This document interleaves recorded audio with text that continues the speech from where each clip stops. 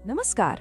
अगर भारतीय सशस्त्र बलों में शामिल होकर देश की सेवा करने का सपना है तो साल 2026 की यूपीएससी, एनडीए और एनए परीक्षा एक बहुत बड़ा मौका लेकर आ रही है। तो चलिए इस भर्ती प्रक्रिया से जुड़ी हर जरूरी जानकारी को एकदम आसान भाषा में समझते हैं।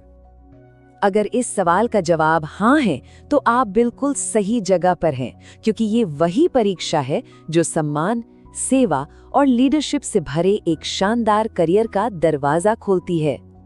तो आगे हम क्या क्या जानने वाले हैं? सबसे पहले देखेंगे कि सेवा का मार्ग क्या है, फिर बात करेंगे जरूरी तारीखों की, फिर जानेंगे कि कौन कौन योग्य है, सिलेक्शन का पूरा प्रोसेस समझेंगे और आखिर में अप्लाई कैसे करना है ये भी देखेंगे। चलिए सबसे पहले बात करते हैं सेवा के मार्ग की। मतलब ये मौका आखिर कितना बड़ा है और देश की सेवा के लिए कितने दरवाजे खुल रहे हैं। इस बार कुल 394 पद उपलब्ध है।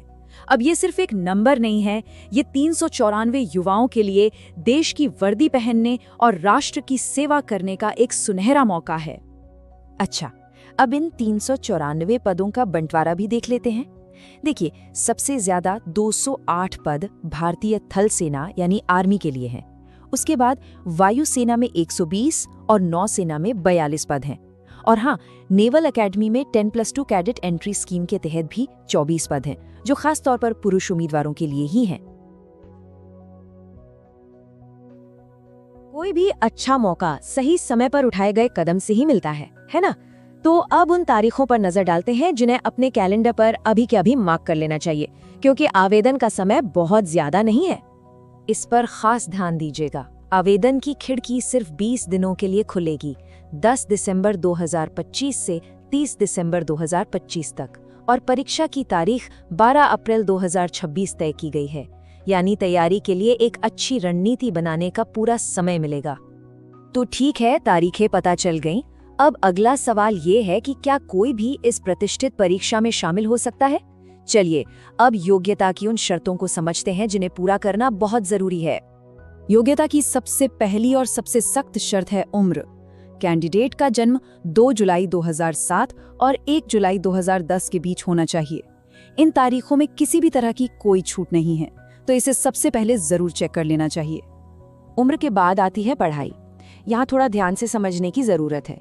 अगर कोई एनडीए की आर्मी विंग के लिए आवेदन कर रहा है तो किसी भी स्ट्रीम से 12th पास होना काफी है। लेकिन अगर लक्ष्य एयरफोर्स, नेवी या नेवल एकेडमी है तो 12वीं में फिजिक्स और मैथ्स, ये दोनों सब्जेक्ट्स होना जरूरी हैं। मान लीजिए कोई योग्यता की सारी शर्तें पूरी करता है, तो अगला पड़ाव क्या है? अगला पड़ाव है सिलेक्शन प्रोसेस। ये एक कई चरणों वाला सफर है जहां हर कदम पर काबिलियत को परखा जाएगा। इस प्रोसेस में 4 मुख्य पड़ाव हैं। सबसे पहले होगा एक रिटन टेस्ट। जो इसे क्लियर करेंगे उनका होगा फिजिकल फिटनेस टेस्ट।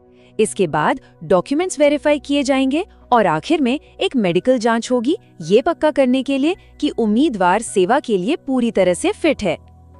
अब जब सब कुछ जान लिया है तो सबसे आखिरी और अहम सवाल कि अप्लाई करना कैसे है। चलिए इस प्रक्रिया को भी फटाफट समझ लेते हैं।